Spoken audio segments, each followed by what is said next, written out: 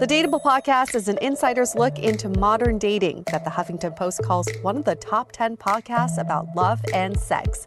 On each episode, we'll talk to real daters about everything from sex parties to sex droughts, date fails to diaper fetishes, and first moves to first loves. I'm your host, Yue Xu, former dating coach turned dating sociologist. You'll also hear from my co-host and producer, Julie Krafchick, as we explore this crazy dateable world. Hi, friends. Welcome back to another episode of Brunch Talk, brought to you by the Dateable podcast. I like saying brought to you by because it makes it sound really big. Like brought to you by Pepsi, brought to you by the Dateable podcast. Like we have a huge team behind us. Hey, we do actually have a growing team. We do have an editor now who is doing this phenomenal job behind the scenes. Yes.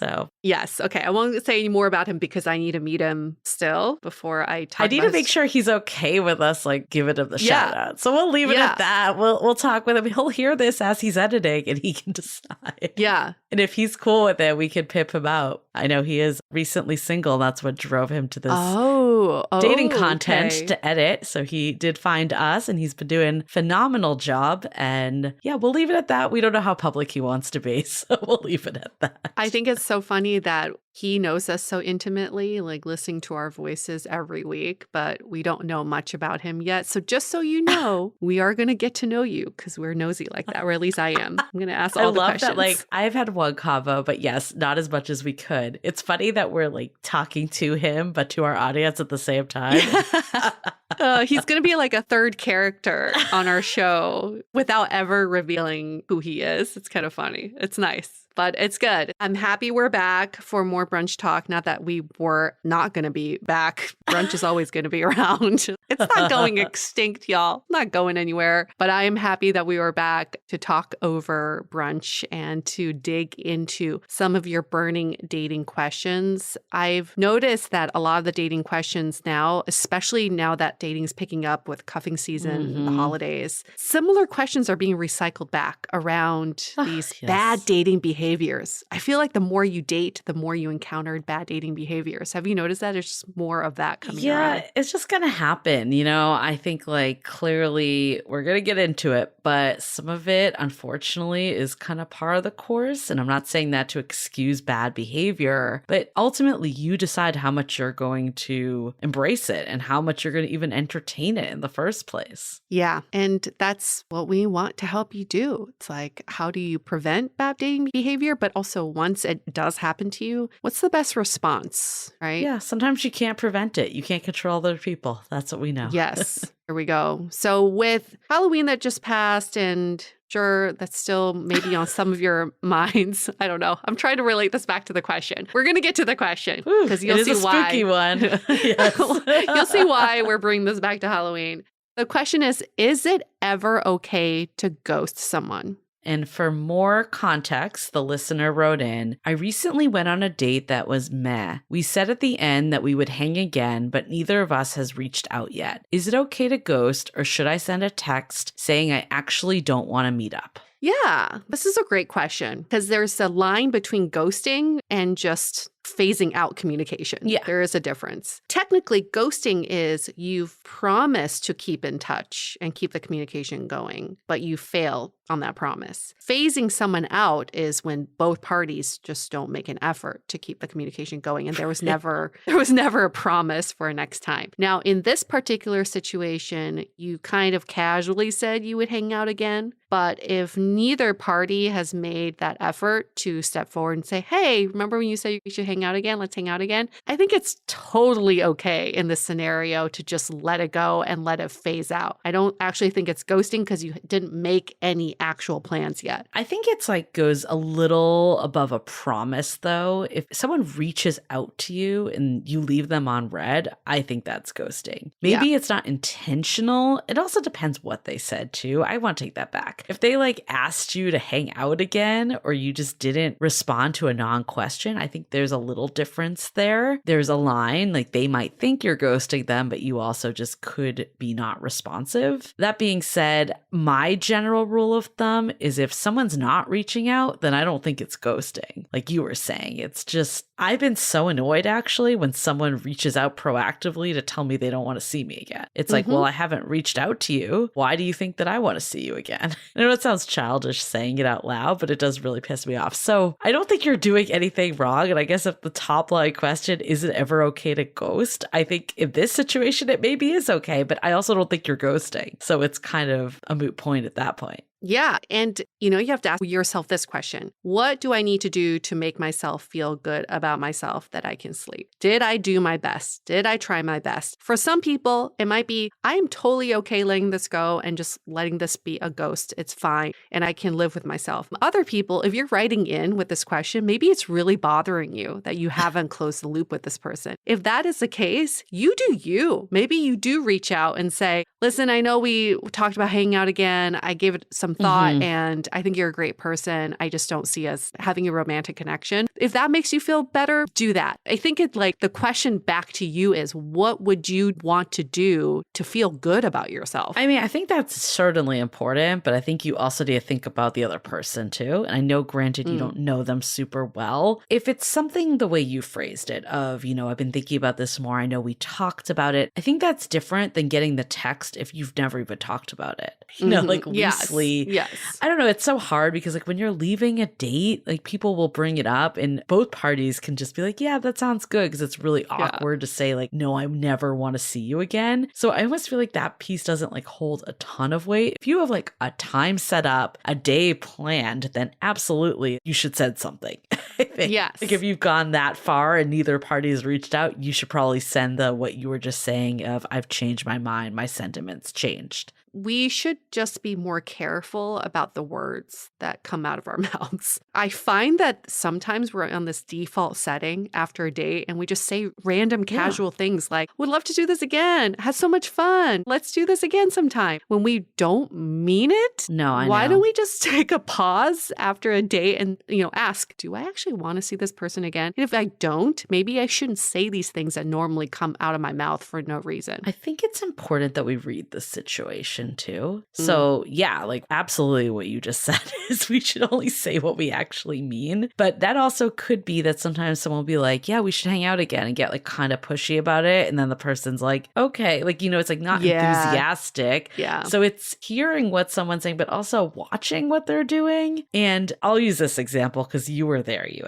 Do you remember that time when I had that guy show up at the art event we went to? The museum? Yes. Yes. How can I forget? That poor guy. Oh my God. We went on one date. The guy invited himself to this event. We went on a second date before because it felt really awkward. We had the same date as the first date, talked about the exact same things. He didn't remember anything I'd said. Anyways, needless to say, by the time I even got to the art event, I was not into it. And I think it was pretty clear that it was not a match on both of our parts, very clear. And Yue also made it really awkward. You're like, why are you here? But that's another point. I didn't ask that. I just casually cropped him out of a photo as we were taking one. I was like, can you stand off to the side? I do remember that, but I also remember you saying some other stuff. Anyways, regardless, anyone with any emotional intelligence or any just intelligence in general would see that this was not a fit.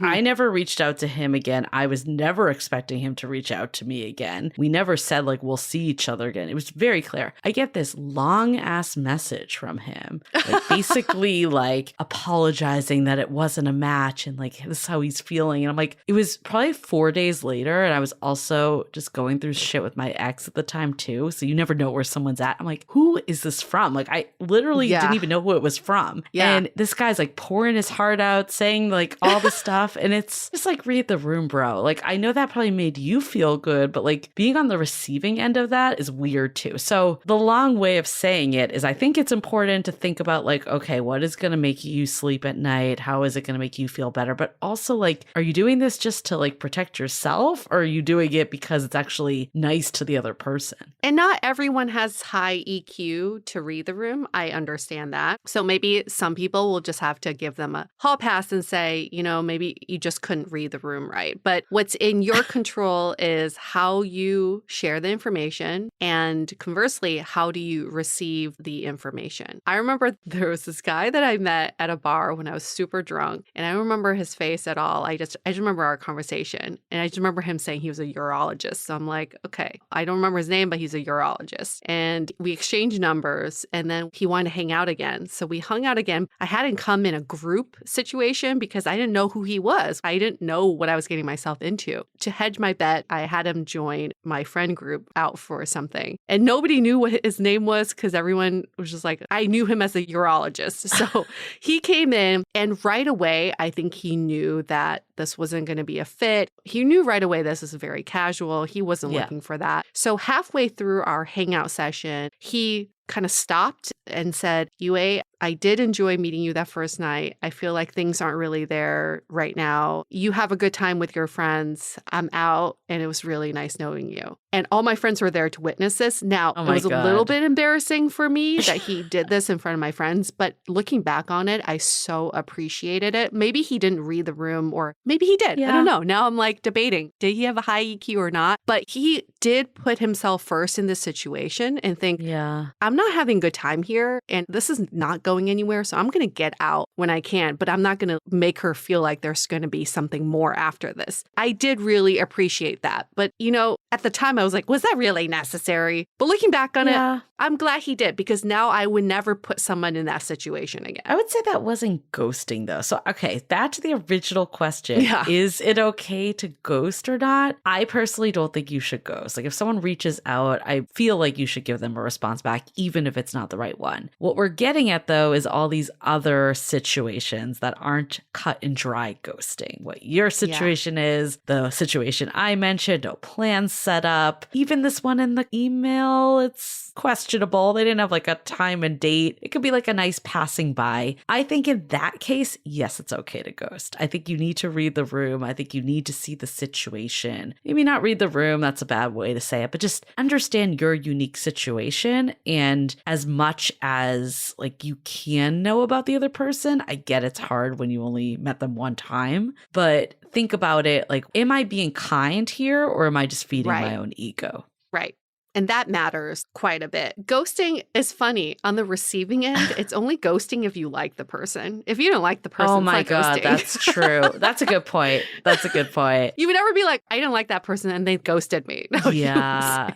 Let's hold that thought for a quick message. This episode is brought to you by Happy Healthy Hippie. As we've learned from this podcast, when we take care of ourselves, we can then make space for the other people in our lives. That's why I've prioritized my vitality and well-being. And I recently discovered the Happy Healthy Hippie line of intentionally crafted, earth-grown herbal supplements that I'm really enjoying. I take them throughout the day, starting with Joy Filled in the morning, which gives me a mood and energy boost. Then around mid-afternoon, when my anxiety builds, I take Be Grounded, which does exactly that. It calms and grounds me. I feel good knowing all the supplements are made from safe, high-quality ingredients. Now, especially going into this time of the year, it's a great time to support your wellness routine with natural, effective, and simple supplements. Right now, we're excited to share with you our link so you can get 50% off your first subscription and free shipping on happyhealthyhippie.com/dateable. That's spelled HAPPYHEALTHYHIPPIE.com/DATEABLE. This is Happy Healthy Hippie's best offer right now, so get in on the goodness now. Order today for free shipping and 50% off your first subscription at happyhealthyhippie.com/dateable.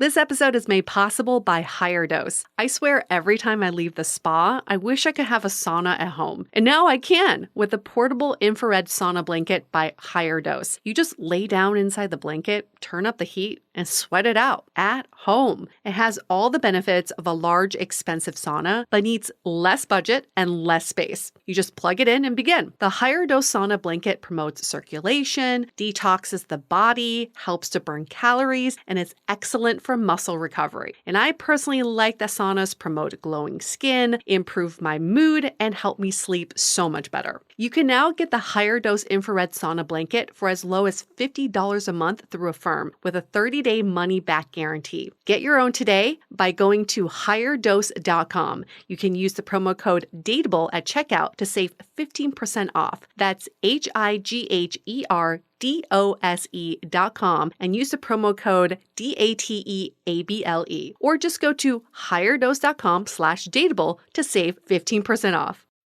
Have you ever thought about how much better dating would be if you had a whole army of people supporting you along the way? We know that dating can be frustrating and lonely, but it can also feel fulfilling and fun. Have you recently decided you want to make some changes to your love life? Maybe you've recently re-entered the dating scene. Maybe you've gone on one too many dates that went nowhere. Or maybe you're just ready to take your current relationship to the next level. That is exactly why we created the Sounding Board, a true extension of our podcast that delivers a personalized experience, which includes monthly office hours where you can drop in and chat with us about anything, weekly sound-offs with guided discussions, and regular virtual happy hours. Allow Julie and I to become your dating Sherpas to provide real-time guidance and wisdom in a more intimate way so we can all navigate dating and relationships together. Join the Sounding Board today by going to dateablepodcast.com/sounding board. Again, that's dateablepodcast.com/sounding board. So I was thinking about this time where I did talk about having plans with someone. We had like a follow-up. In retrospect, I think it was me that initiated the text after. But he seemed very enthusiastic about hanging out again. Then didn't hear from him like all weekend. Didn't think it was that weird because, you know, beginning stage. Messaged on like Monday, never heard back. And then finally I just like, you know, because I was just at this point, I was like, I don't fucking care anymore. Like I'm just going to say what's on my mind. And I basically just said like, you know, like you could have just replied back and said like things changed for you. Like no need to like ghost me. And his response was, oh, I just assumed you would figure it out after like 3 days had passed, like no contacts kind of thing. And that irked me because I'm like, not everyone knows your rules. I still stand by if someone reaches out, just there's a simple conversation that can be had that things changed for you or it wasn't the connection you were looking for. I do believe that that is common courtesy. If someone is actively messaging you, just not to ignore it. That I do think is ghosting in my opinion.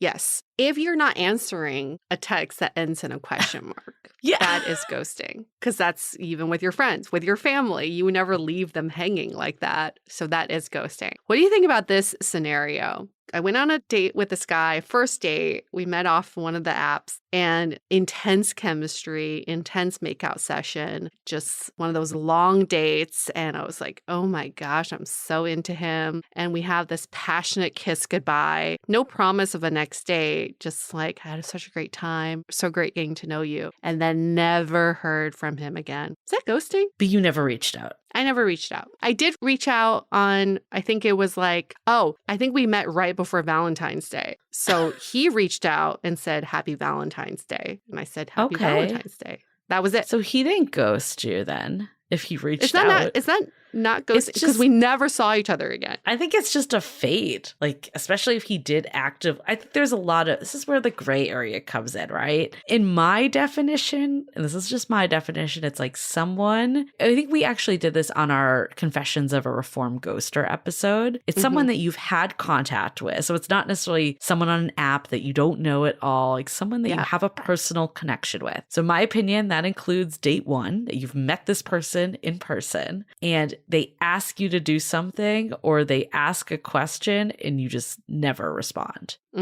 But Happy Valentine's Day and then you said it back, like that doesn't feel like ghosting. It just feels like neither of you took initiative after that. Yeah, that's not really it's just a fade out. It's like a fade, a slow fade. A slow fade. Yeah. I still wonder about that guy because of course I stalked him on social media and he ended up back with his ex-girlfriend that he talked about on the date. So probably the reality. Like, I mean, that's the other thing. When people do ghost you, it doesn't always mean that they like hated you and think you're a terrible person and not dateable. Like, that's not what it means. A lot of times, usually there's something else going on in their lives. You don't know what it is. It could just be that you weren't the right fit, but I think those are more obvious sometimes. It's these like ones, unless you just wildly misread the room, which we did talk about, could happen. But also, you just have no idea what's going on for people. Have you ever ghosted someone? No, I feel like I would never. Like, I think, okay, the only time I've ghosted someone, and I don't actually consider this ghosting either, so you let me know if you think it is. I've told them explicitly I don't think that it's a fit, and they continue to message. At that point, I've stopped responding multiple times this has happened, but I don't think that's ghosting because I actually said, like, this isn't going anywhere. Yes, I agree. I don't think that's ghosting. I've never left someone on red without giving them an explanation. If it's obvious that they are trying to pursue something, like if someone just sends a statement that doesn't warrant a response, maybe. Yeah. Okay, so if someone sends a statement that doesn't warrant the response, I would never reply and just be like, oh my God, we're not a fit. Like, goodbye, best of luck. I feel like that feels preemptive to me. So I'd either respond like, haha, or like a one-word answer to kind of show like I'm not super vibing, but I'm not going to be rude, or I just wouldn't respond if I really didn't like them and it didn't need a response. And then if they asked for the next date or they asked to do something, then I would say it's not a fit. I think that makes sense. I mean, everyone's different is what I'm learning. I feel like for me, it just feels very preemptive to like throw it out. But I agree with you in the sense like the example that you gave of the guy at the bar, maybe because like that one's real time and it's his time at the end of the day. Like that also is a factor. We did an episode a long time ago. I think it was like season 4, Bathroom Bail. Yeah. Where our friend went on a second date. The guy went to the bathroom to never come back. That to me is fucked. Just gruesome and come back and say it's not a match. I mean, that is the ultimate ghosting.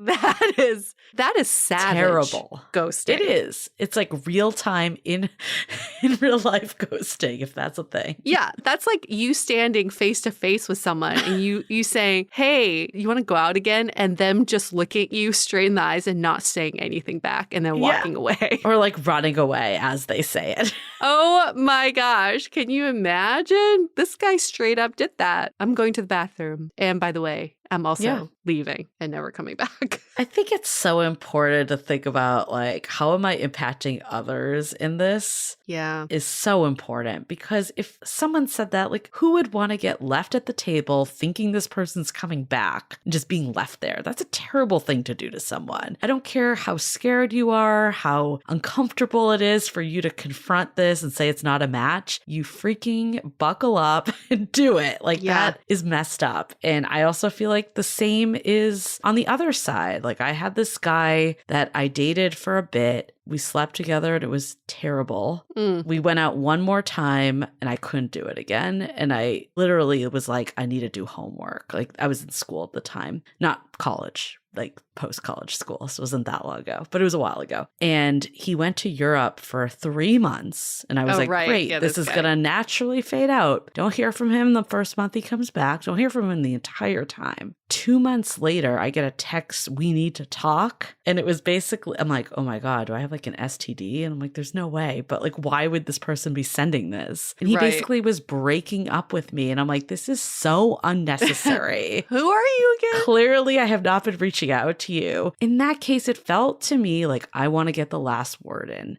Yes. Because there was some uncomfortableness of like the next date not progressing. It was like, I want to win. That's what it felt like. Yes. If that's where it's coming from for you, there's no need to bring that person into that. So it really is like, what is going on in this situation and what's going to actually be the best for this person I'm interacting with, in my opinion. Yep. It's taking into account what it is you want, what it is that will make you feel good about yourself. Are you doing something that's aligned with your own values? Would you want someone to do this to you? Yes. And then also taking into account the other person, how would they receive this information? And if you taking into account that 360-degree view, then you're good, right? You've thought about everything. You tried your best. And that's the only thing we can do is just say, I tried my best. There you go. So the answer to, is it ever okay to ghost? Really try your best and make sure that all 3 of those are checked off. I don't say try your best like, oh, I couldn't have the conversation. Like really think about all 3 of those factors. Sometimes the best self-growth comes from pushing ourselves. So if you feel like I'm really scared to say something, or I actually like maybe shouldn't say something, but I'm going to do it anyways, like go against that and do what's best for the situation, because that's where you're going to grow too. Yes, a learning opportunity. Thank you for that question. For everybody else, keep those questions coming. Even if you've sent in a question before, we love repeat customers. Let's get those questions in.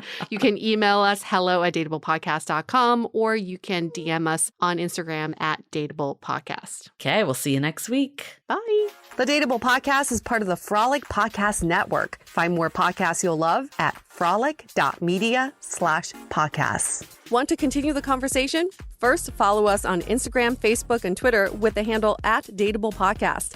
Tag us in any post with the hashtag StayDateable, and trust us, we look at all of those posts. Then head over to our website, dateablepodcast.com. There you'll find all the episodes as well as articles, videos, and our coaching service with vetted industry experts. You can also find our premium Why series, where we dissect, analyze, and offer solutions to some of the most common dating conundrums. We're also downloadable for free on Spotify, Apple Podcasts, Google Play, Overcast, Stitcher Radio, and other podcast platforms. Your feedback is valuable to us, so don't forget to leave us a review. And most importantly, remember to stay dateable.